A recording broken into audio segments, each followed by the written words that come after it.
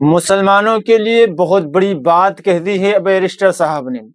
میرے دوستوں، میرے بھائیوں، بیرسٹر اسدالدین اویسی صاحب کی اس ویڈیو کو آپ دیکھ کر کے جائیں، دیکھیں کہ مسلمانوں کے لیے کیا کہا ہے بیرسٹر اسدالدین اویسی نے۔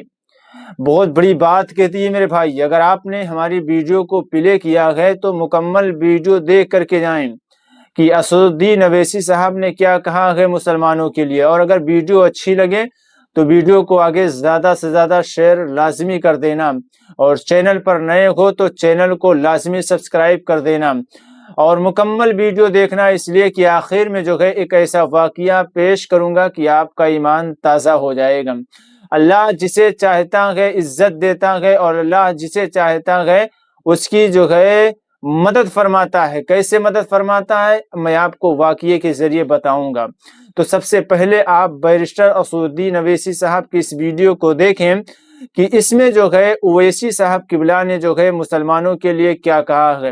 مسلمانوں ابھی بھی وقت ہے، سدھر جاؤ۔ مسلمانوں ابھی بھی وقت ہے، اپنا قائد چن لو۔ جس کا کوئی قائد نہیں ہوتا، جس کا کوئی رہنما نہیں ہوتا ہے، وہ قوم مردہ ہو جایا کرتی ہے۔ پہلے تو آپ جو ہے بیرسٹر اسدالدین اویسی صاحب کی اس ویڈیو کو دیکھ لیں، اور ویڈیو اچھی لگے تو زیادہ شیئر کریں، اور کمنٹ باکس میں آپ اپنی رائے ضرور پیش کریں۔ ویڈیو آپ کے سامنے ہے، دیکھیں۔ یہ بھارت کا کمپوزٹ کلچر ہے کہ روڈ پہ لا کر بچوں کو مارا جائے، شک کی بنیاد پر گھروں کو توڑ دیا جائے۔ یہ کمپوزٹ کلچر ہے۔ رد پاکستان کی کتاب لکھنے والے حسین احمد مدنی کے بارے میں تم کیا کہو گے؟ جن پر کیا کیا الزام نہیں لگائے گئے، حملے کیے گئے۔ ان کی روحیں تڑپ رہی ہوں گی اس بھارت کو دیکھ کر۔ میرے عزیز دوستوں اور بزرگوں، کیا ہم صرف تڑپیں گے اور صرف آنکھ میں آنسو لا کر اپنے گھر میں جا کر سو جائیں گے؟ نہیں، میں آپ سے اپیل کر رہا ہوں کہ ان علماء کو زندہ رکھنا ہے۔ وہ مرے نہیں، وہ دنیا سے ضرور گئے، مگر ہمارے دماغوں میں ان کی قربانیاں آج بھی زندہ اور کل بھی رہیں گی۔ ان کو زندہ رکھنے کا، ان کو خراج عقیدت پیش کرنے کا بہترین طریقہ یہ ہے کہ ہم اپنی سیاسی قیادت کو مضبوط کریں۔ دیش کو آزاد ہو کر 75 سال ہو چکے، ہم نے ہر فارمولے کو اپنایا، ہر ایکسپیریمنٹ کیا، ہر کوشش کی، مگر نتیجہ کیا نکلا کہ فرقہ پرستی بڑھتی گئی۔ ہم دلوں کو ملانے کی بات کیے، مگر سرکاروں نے دلوں کو توڑا۔ ہم نے گھروں کی دیواروں کو ہٹانے کی بات کی، مگر ہمارے گھر کو جلا دیا گیا۔ ہم نے کہا کہ مل بیٹھ کر ختم کریں گے، مگر آپ نے دوریاں پیدا کی ہیں۔ میرے عزیز دوستوں اور بزرگوں، میری آپ سے التجا ہے کہ مجلس کو ایک موقع دیجئے۔ ہم کسی مذہب کے خلاف تھے، نہ کبھی رہیں گے انشاءاللہ تعالی۔ اسد الدین اویسی کی فطرت میں نہیں ہے کسی مذہب کے خلاف جانے کی۔ میں تو چاہتا ہوں، میری خواب، میری جستجو، میرا پیغام یہی ہے کہ بھارت میں کمزوروں کو انصاف ملے، بھارت میں مظلوموں کو انصاف ملے، کمزوروں کو طاقتور بنایا جائے۔ اور اسی وقت ہوگا جب بھارت کے کمزور الپسنکھیک سماج، دلت، آدیواسی اور ہمارے جو ہندو بھائی جو آج بھی گاندھی اور نہرو کی قربانیوں کو نہیں بھولے ہیں، وہ ان کو آگے بڑھنا پڑے گا۔ ورنہ صرف یاد رکھو، جس راہ پر ہم دیش کو لے کر جا رہے ہیں، وہ ہم اپنے مجاہدین آزادی کے راہ جو نے سوچی تھی، جو خواب دیکھا تھا، ہم ان خوابوں کو نہیں پورا کر رہے، ہم ان کے خوابوں کو چکنا چور کر رہے ہیں۔ میرے عزیز دوستوں اور بزرگوں، میں بھارت کے مسلمانوں سے اپیل کر رہا ہوں، سن لو میری اس بات کو۔ آپ کو شاید پسند نہ آئے، مگر سچائی بیان کر رہا ہوں کہ آج بھارت کی راجنیتی میں مسلمانوں کی کوئی اہمیت نہیں ہے، کوئی اہمیت نہیں ہے۔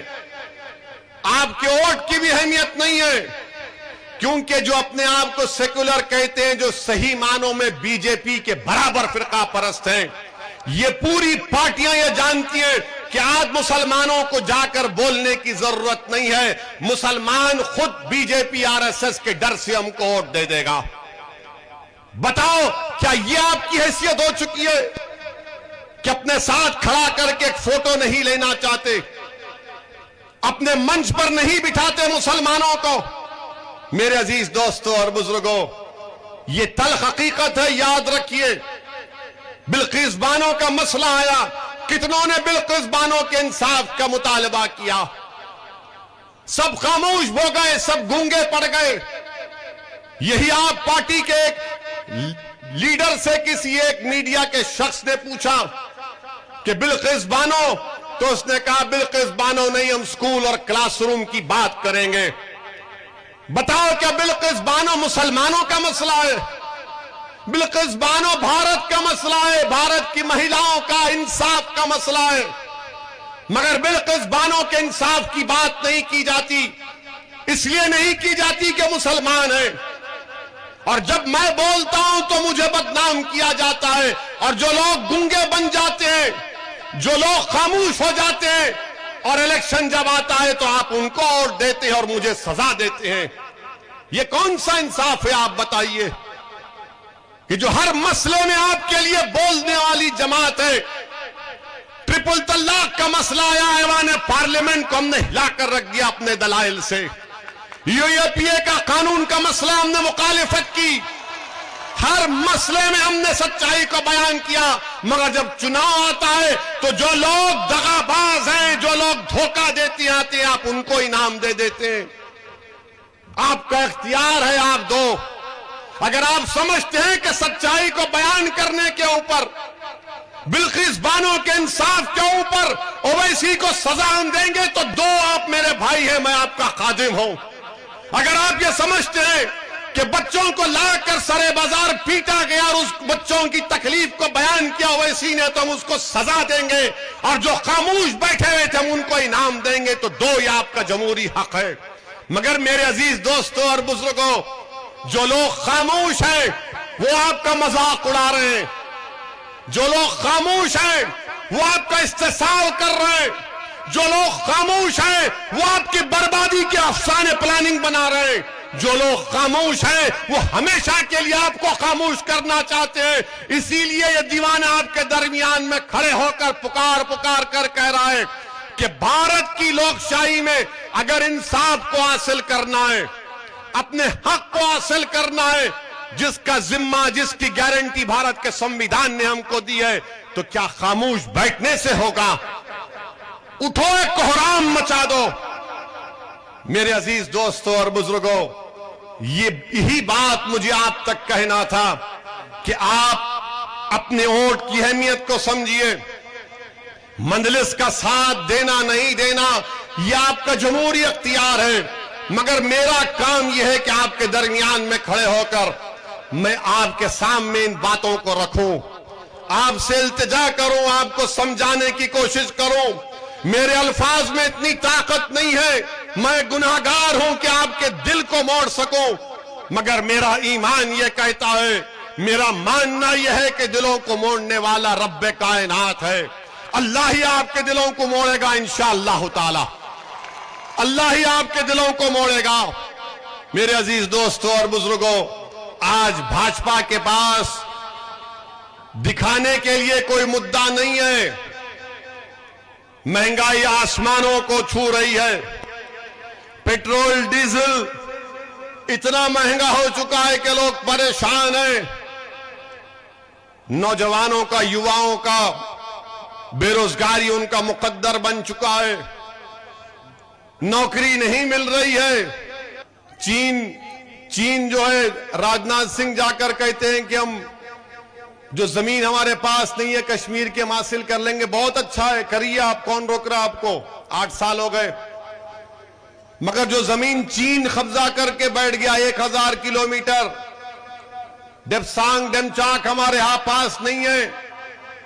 जो हमारे लोग जानवर को लेकर सर्दियों में पहाड़ों के ऊपर जाकर अपने जानवर को घास खिलाते थे, वो पुकार पुकार कर कह रहे हैं कि 10 गांव हमने खो दिए, 10 किलोमीटर चीन अंदर घुस गया। मगर भाजपा के चाहने वाले बोलते नहीं, वैसी झूठ बोल रहा, मोदी 56 इंच का है। होगा भाई, 56 इंच का होगा, 60 इंच का होगा, मगर चीन जो जमीन पर कब्जा करके बैठा है वो कब मिलेगी हमको? मेरे अजीज दोस्तों और बुजुर्गों, اب چناव آ رہے ہیں تو شروع ہو جائے گا پرانا باجا، شروع ہو جائے گا نفرت پیدا کرو، ڈراؤ ملاؤں سے، داڑھی والوں سے ڈراؤ، حجاب کی بچیوں حجاب پہننے والیوں اس کے بچیوں سے ڈراؤ، ہر چیز سے ڈراؤ۔ میرے عزیز دوستوں اور بزرگوں، یہ وطن عزیز ہمارا تھا، ہے اور رہے گا انشاءاللہ تعالی۔ آج ہم اس وطن عزیز کے آزادی امرت اتسو کے 75 سال منا رہے ہیں، اور تاریخ گواہ ہے اور صبح قیامت تک یہی تاریخ رہے گی کہ انگریزوں سے جنگ کی لڑائی، آزادی کی لڑائی 1920 میں نہیں شروع ہوئی تھی، بلکہ ٹیپو سلطان کی شہادت سے جنگ کا آغاز ہوا۔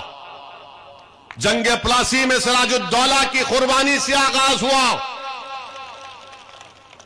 اور پھر سن 57 میں ہمارے علماء کرام نے انگریزوں کے خلاف جہاد کا فتویٰ دیا تھا، اور نہ صرف فتویٰ دیا بلکہ انگریزوں کے خلاف فتویٰ دے کر علماء کرام نے اپنی جانوں کو قربان کر دیا۔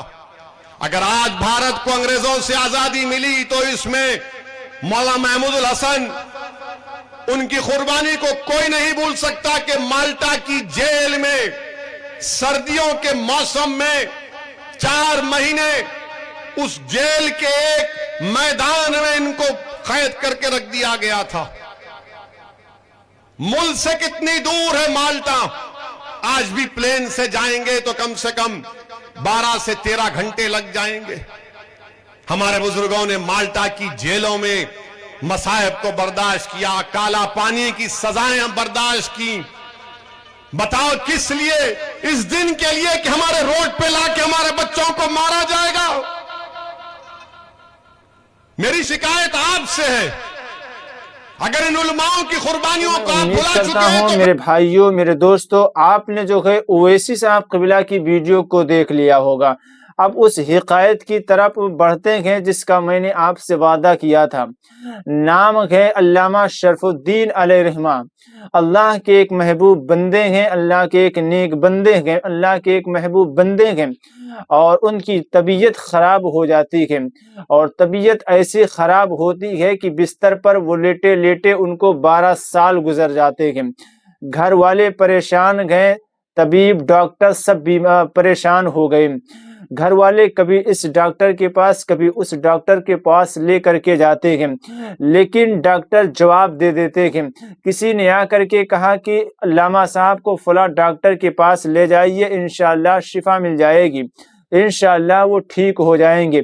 میرے دوستو، گھر والے تو گھر والے ہوا کرتے ہیں، اپنے سے محبت کیا کرتے ہیں۔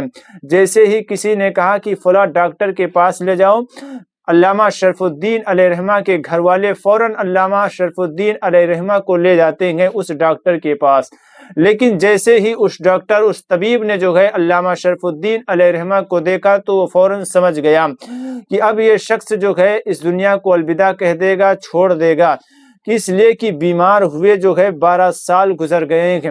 ڈاکٹر نے چپکے سے ان کے گھر والوں کو بلا کر کے کہا اب انہیں گھر لے جاؤ، یہ آخری سانس میں ہے، اب یہ دنیا کو لبیک کہنے والے ہیں، دنیا کو چھوڑنے والے ہیں۔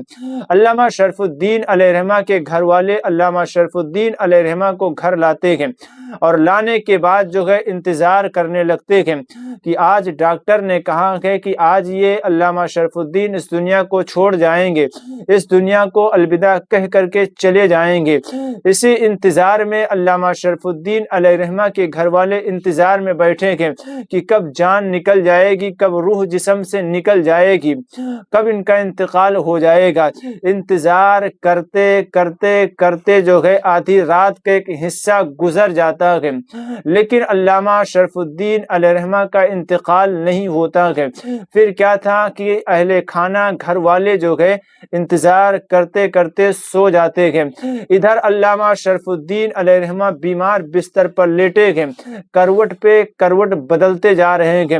پھر اتفاق سے خیال آتا ہے کہ آج ڈاکٹر نے کہا ہے کہ میں انتقال کر جاؤں گا، اس دنیا سے چلا جاؤں گا۔ ایسا کرتے ہیں کہ نبی کی نعت پڑھتے ہیں، ایسے ہی آج روح نکل جائے گی، کیا فائدہ ہے۔ علامہ شرف الدین علیہ رحمہ جو ہے وہ نبی کی نعت گنگنانے لگتے ہیں، اور نبی کی نعت گنگناتے گنگناتے جانتے ہو کتنے شعر وہ کہہ دیتے ہیں؟ 2 سے 2.5 شعر کہتے ہیں، اور ایسے شعر وہ پڑھتے ہیں کہ اگر لکھ کر کے گھر کے دروازے پر ٹانگ دیا جائے تو گھر سے بلائیں دور ہو جائے، گھر میں پریشانی ہو تو پریشانی دور ہو جائے۔ علامہ شرف الدین علیہ رحمہ شعر پڑھتے ہیں، مولا یا صلی وسلم دائماً ابدا۔ اس شعر کو کم سے کم 2 سے 250 اشعار پڑھتے ہیں۔ پھر کیا تھا، نبی پاک صلی اللہ تعالی علیہ وسلم ادھر جو ہے علامہ شرف الدین شعر نعت پڑھتے پڑھتے آنکھ لگ گئی، سو گئے، ادھر نبی پاک صلی اللہ تعالی علیہ وسلم تشریف لے آئے اور جو ہے اپنی چادر مبارک سے انہیں نوازا۔ پھر کیا تھا، صبح کا وقت ہوا، فجر کا ٹائم ہوا، علامہ شرف الدین علیہ رحمہ جو ہے وہ صبح کو اٹھ کر کے لوٹا لے کے نل پہ گئے اور پانی بھر کے وضو کرنے کے بعد مسجد کی طرف بڑھے۔ ایک راستے میں ایک اللہ والے سے ملاقات ہوتی ہے، اس نے کہا وہ نعت پڑھو جو تم نے رات میں نبی پاک کو سنائی تھی۔ علامہ شرف الدین کہتے ہیں کیسی بات کرتے ہو یار، میں نے کوئی نعت نہیں پڑھی ہے، میں تو بیمار ہوں۔ پھر وہ اللہ کے ولی ہیں، اللہ کے نیک بندے ہیں، سمجھ جاتے ہیں، فرماتے ہیں اے علامہ شرف الدین جھوٹ مت بولو، اس لیے کہ رات میں تمہارے خواب میں اللہ کے رسول صلی اللہ تعالی علیہ وسلم آئے تھے۔ پھر کیا تھا کہ وہ اللہ کے ولی کہتے ہیں کہ تم کیا سوچتے ہو کہ تمہارے درمیان صرف حضور آئے تھے اور یہ راز تمہارے درمیان ہے؟ نہیں، جب حضور آپ کے پاس آئے تھے تو نہ جانے کتنے غلاموں کو لے کر آئے تھے، انہی غلاموں میں میں بھی آیا تھا۔ پھر کیا تھا کہ علامہ شرف الدین سے حضور نے فرمایا اے علامہ شرف الدین کھڑے ہو جاؤ، تمہارے نبی کا حکم ہے، اور علامہ شرف الدین کھڑے ہو جاتے ہیں اور نبی کی نعت پڑھنے لگتے ہیں۔ تو اس نعت کی برکت کی وجہ سے علامہ شرف الدین جو 12 سال سے بیمار تھے ان کی طبیعت ٹھیک ہو جاتی ہے۔ تو میرے دوستو، میرے بھائی، کہنے کا مقصد یہ ہے کہ جب بندہ دل سے نبی پاک کی تعریف کرتا ہے تو اللہ نعت کے صدقے سے جو ہے اس کی پریشانیوں کو دور فرما دیتا ہے، اگر وہ بیمار ہو تو اسے شفا عطا فرما دیتا ہے۔ تو میرے ناظرین، جب بھی آپ نعت پاک پڑھا کریں دل سے پڑھا کریں، اس لیے کہ نعت کی بڑی برکتیں ہیں، نعت کی بڑی عظمتیں ہیں۔ جب حضرت حسان نے نبی کی تعریف کی تو جانتے ہو نبی پاک نے انہیں اپنی چادر سے نوازا۔ جب علامہ شرف الدین نے نبی کی نعت پڑھی تو ان کو شفا ملی۔ ایسے ہی جب بندہ دل سے نبی کی نعت پڑھتا ہے تو اسے دنیا اور آخرت دونوں میں سکون میسر ہوتا ہے۔ تو میں امید کرتا ہوں کہ آپ جو ہے اس حکایت کو سمجھ گئے ہوں گے، واقعے کو سمجھ گئے ہوں گے، اور بیرسٹر اسد الدین اویسی صاحب کی باتوں کو سمجھ گئے ہوں گے۔ اگر سمجھ گئے تو ویڈیو کو آگے زیادہ سے زیادہ لازمی شیئر کر دینا۔